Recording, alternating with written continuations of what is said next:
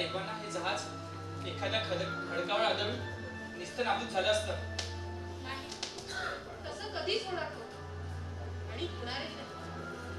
काय व्हायचं ते होईल जगात, पण जगत आलेली भूमिका तुम्ही कधीही सोडणार जहाजाचं शीड वादळातही आपला एटपास डोल दाखवत यशस्वीपणे वाटचाल हा माझा विश्वास आहे. अगं तू बैस आधी.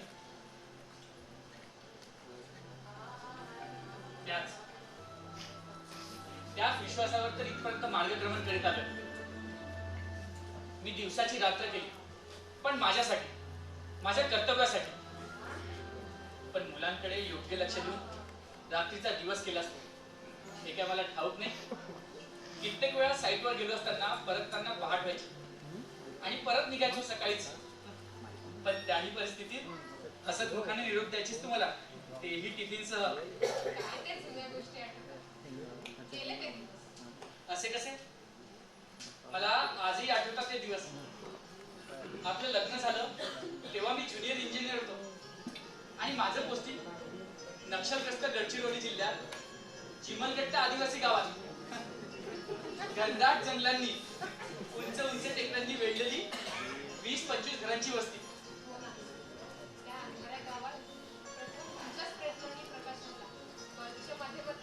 आणि हो, त्यांच्या आग्रहाखातर उंच टेकडीवर असलेल्या त्या देवीच्या देवळात जेव्हा त्यांनी दिवे लावले तेव्हा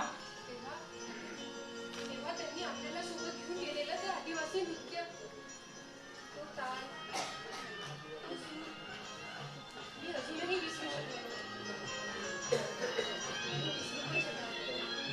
किती छान दिवस होते ना ते. किती प्रेम करायचे ना ते आदिवासी आपल्याला. एवढ्या दिवसानंतर आठवणी किती उजळून निघतात ना. वाटतं परत त्याच ऋतूत जाऊन बसावं आणि मग ते दिवस संपूच नाही येत.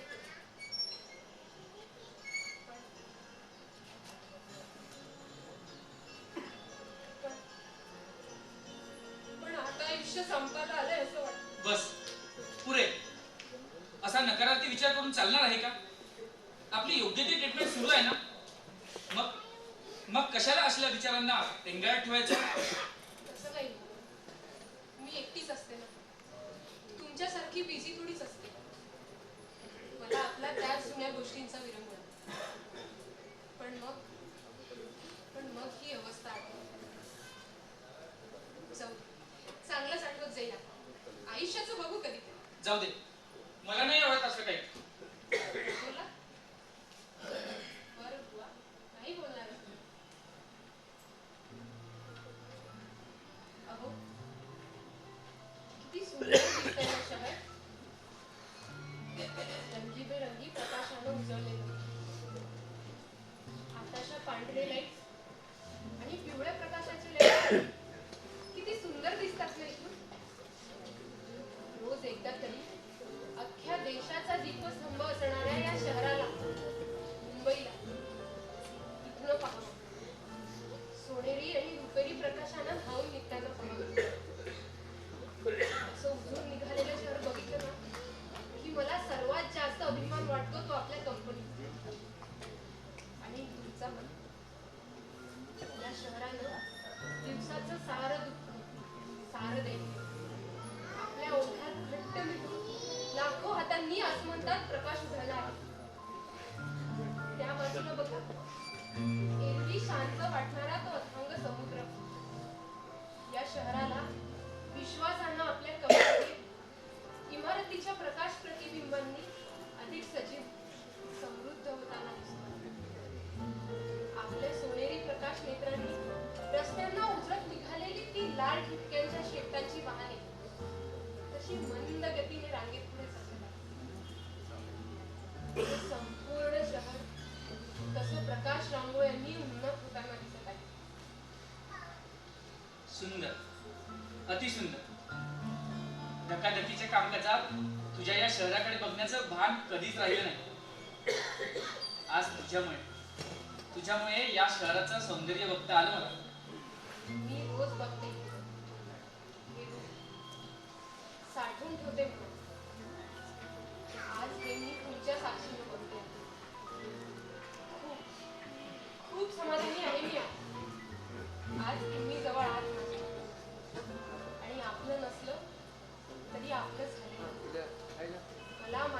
पाघर घालणार, आपलं म्हणणार, आपल्यात सामावून घेणार हे शहर, हेही सोबत आहे आज माझ्या. अगं, तुझं हे शहर असंच प्रकाशमान राहावं यासाठीच प्रयत्न असतो आमचा. आणि तुझ्या या शहराप्रमाणे ग्रामीण भागही प्रकाशमान असावा यासाठी सुद्धा नियोजन असतं आमचं. तुझ्या मनातील या दृश्यावर कधीही दूर बसणार नाही. तू लवकर बरी हो. मी बरीच आहे आणि आज असं तुम्ही जवळ असताना मला अधिकच बरं वाटतं. तुम्ही की नाही खूपच काळजी करता. तू बरी झालीस ना की तुझ्या या शहराला जवळून दाखवायचं मला. तुझ्या या शहराचा एरियल व्ह्यू दाखवणार मी तुला. हेलिकॉप्टर मधून म्हणताय? शासकीय की कंपनीचा? नाही, शासकीय हेलिकॉप्टरवर आपला अधिकार नाही आणि कंपनीकडे अद्याप ते नाही. आपण ना हायर करू, चार्टर्ड. नको ग बाई एवढा खर्च करायला. आणि ते परवडणार आहे का आपल्याला? आणि नेमकी त्याच वेळी इमर्जन्सी आली बघा, इमर्जन्सी. हॅलो, हा बोला. काय? हॅलो हॅलो, ऐकू येत नाही. मी लंडन वरून फोन करतो. काय झालं? काही इमर्जन्सी आहे का? काही खास नाही, एलडी वरनं फोन होता.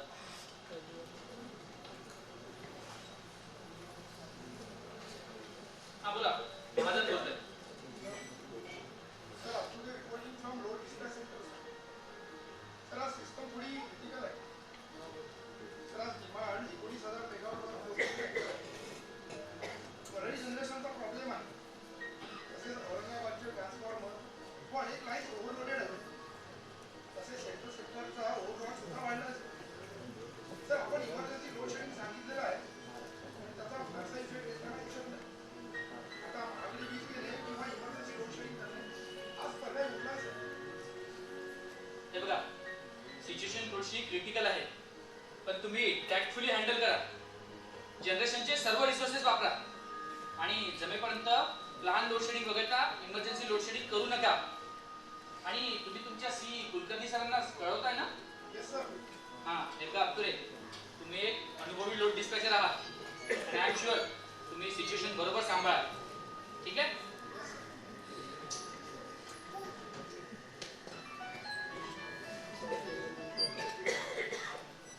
हॅलो, हा बोला कुलकर्णी. हो हो, कळालंय मला. हो, ठीक आहे. हे बघा, इमर्जन्सी लोड शेडिंग करण्याचा प्रयत्न करू नका. ठीक आहे? मी WRLDC आणि NLDC शी बोलतो आणि आपला शेअर वाढवून देण्याचा प्रयत्न करतो. ठीक आहे. बघा कुलकर्णी, एक काम करा, तुम्ही LD ला पोहोचा. मी पण पोहोचतोच तिकडे. तुकाराम, अरे आपल्याला निघावं लागेल, थोडं काम आलं. तुम्ही काळजी घ्या स्वतःची आणि जेवण करून घ्या. येतो मी.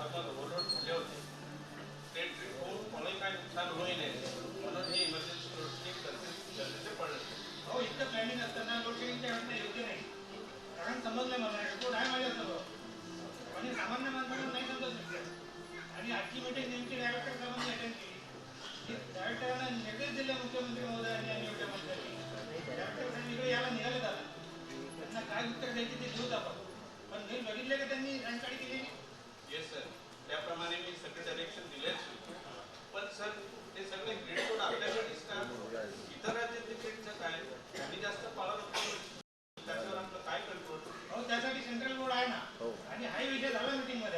आणि बघा mister,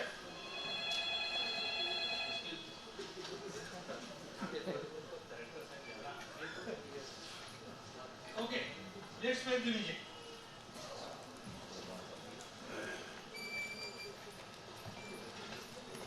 welcome sir. Good evening everybody.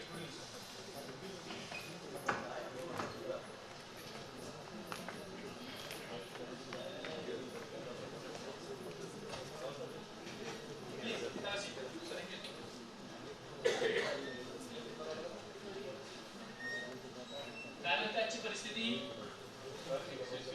Power डिमांडमुळे Aurangabad, Amravati आणि अकोलामध्ये लो व्होल्टेज पॉकेट निर्माण झालं होतं आणि त्याच्यातच बडीचा एक सेट स्क्रिप्ट झाला. मग आम्ही सिच्युएशन सांभाळण्यासाठी 132 आणि 220 काही लाईन्स करावं लागेल आणि लोडशेडिंग करावं लागेल.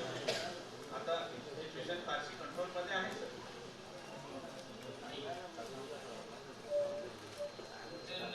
काय म्हणतात बाकी सगळे ठीक?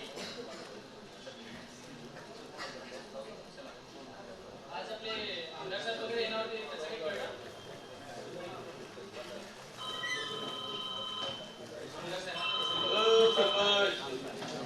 आमदार साहेब काही वेळ काळ आहे का नाही तुम्हाला? तेव्हाही फोन लावता. काय म्हणता? बोला, काय म्हणता? आमचा मतदारसंघ अंधाराला औरंगाबाद बी ठीक आहे, बघतो आम्ही काय करायचं ते. आणि हो, इस्तूप करू नका, महत्वाच्या मीटिंग मध्ये आहो. किंवा फोन किंवा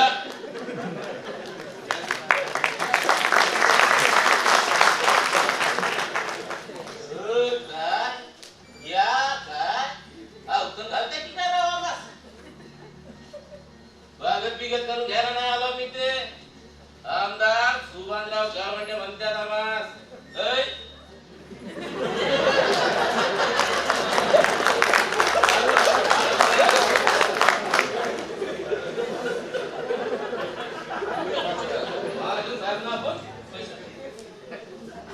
काय साहेब, काल मंत्रालयात मुख्यमंत्री साहेबांनी लोड शेडिंग वर मीटिंग घेतली आणि आज तुम्ही पितळ उघडं पाडलं. बघा आमदार साहेब, झालं बघा तर झालं बघा. त्या ठाण्यापासून आलो, अर्ध ठाणं अंधारात आहे. रस्त्यावरची बी लाईट गुल, कळव्यापर्यंत त्याच्याही पुढं सारा अंधार वेळा. आणि हो, महत्वाचं, आत्ताच आमच्या गावच्या सरपंचाचा फोन आला होता. तो म्हणत होता का आमचा मतदारसंघ काय, आमचा मतदारसंघ अंधारात आला. हो साहेब, काय लागलं हे? त्याचं काय झालं सर, क्रिटिकल सिच्युएशन असल्यामुळे इमर्जन्सी लोडशेडिंग करावी लागली सर. हो मास्तर, नाही इंजिनियर. या असं कोणी बोलायला लागलो ना, असं वाटलं की आपला मास्तरच आहे की काय. तुम्हाला वाटलं आम्ही अंगठाच्या मामला, आम्ही चांगलं BA पास केलंय, पण ते बी प्रायव्हेट मधून.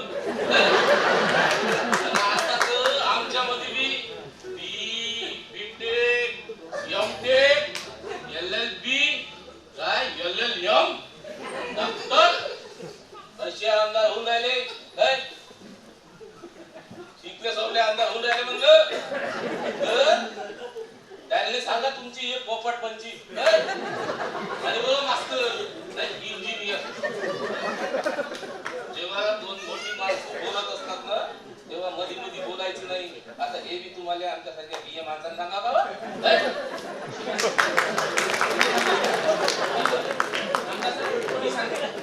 काय तर तुमचं मगाशी meeting. आता त्यापेक्षा वेगळं काय सांगणार तुम्ही?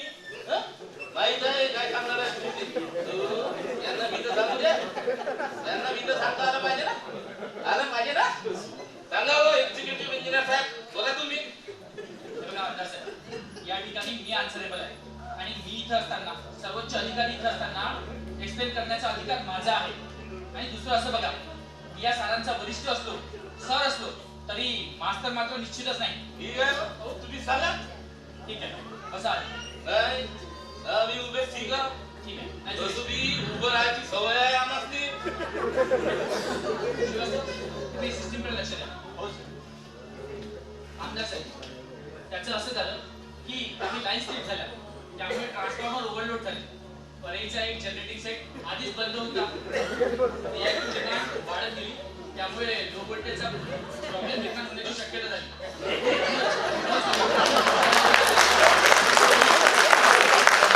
हे सगळं आम्ही जनतेला त्रास द्यायचा हेतूने नाही करत वा साहेब वा आम्ही एवढ्या लांब इथं बॉम्बला आलो हे काय भलतात पुरं नाही होतं बाबू काय रिॲक्टिव्ह काय जनरेशन काय हो साहेब हे समजा तुमचं टेक्निकल काम आहे काय पण आमचं म्हणणं आहे याचा त्रास आमच्या या जनतेला का म्हणून आमचा मतदार खराब करायचा ठरविलं का तुम्ही नाही तसं असेल तर ते तरी सांगा आणि तुम्हाला चांगलंच माहिती आहे ऊर्जा मंत्री साहेब आणि मुख्यमंत्री साहेबांशी आमचे कसे संबंध आहेत ते नाही? आता तुम्ही म्हणत असाल तर आम्ही आमचा मतदारसंघात बसून घेतो ना तसं बी आता केंद्रात बी आमची सरकार राज्यात बी आमची सरकार नाही?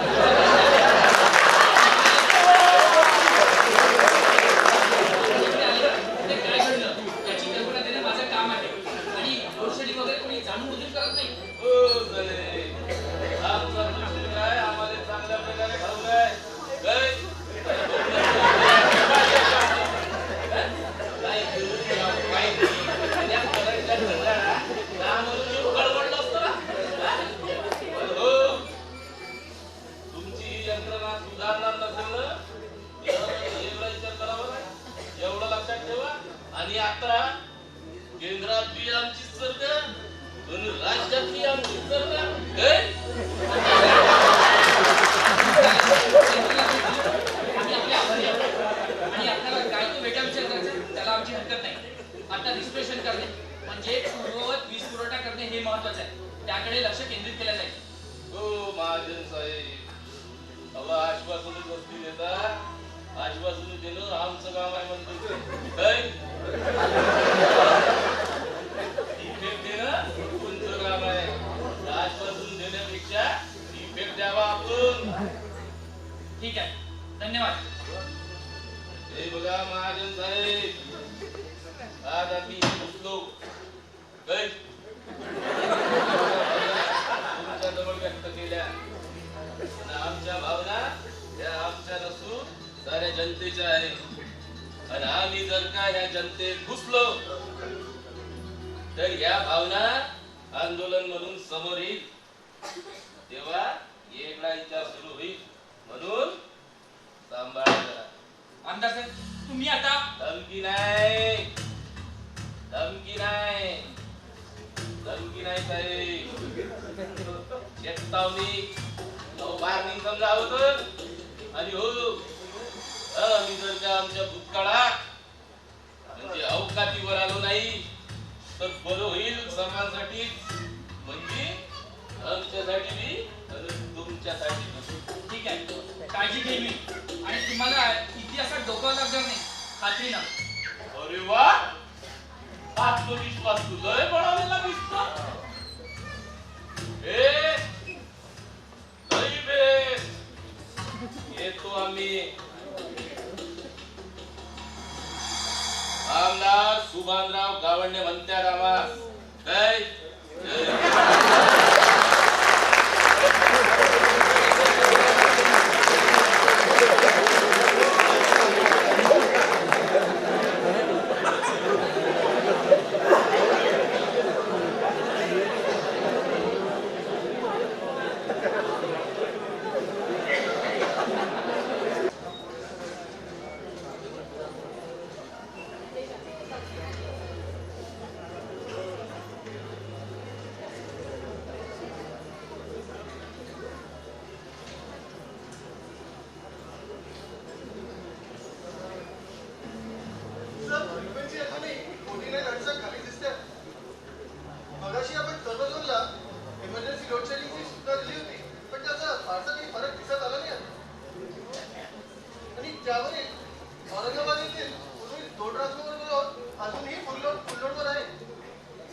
ठीक आहे मी बोलतो का औरंगाबादशी हॅलो हा औरंगाबाद सबस्टेशन जरा तुमच्या इंचार्जला द्या बरं काय मिस्टर निंबाळकर मगाशी तुम्हाला 100 मेगावॉट लोड शेडिंग सांगितलं ना मग 20 मेगावॉट कसं कमी झालं हे मला इलेक्शन काही सांगू नका अशाने ट्रान्सफॉर्मर ओव्हरलोडिंगवर ट्रिप झालं तर जबाबदार कोण mister you are putting the system in danger हे काही नाही आताच्या आता लोड शेडिंग करा otherwise I will report this matter to director understand might mister Nimbalkar sir काही जाता हो तुम्ही अशा रागवण्या माझे वैयक्तिक कारण वगैरे काही नसते सिस्टमसाठी कधी कधी असं बोलावं लागतं